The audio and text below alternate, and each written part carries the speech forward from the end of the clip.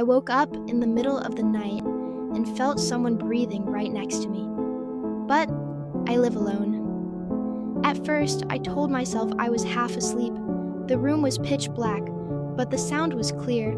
Slow, heavy breathing, right by my ear. I froze. I didn't dare move. My heart was beating so loud I thought it would give me away.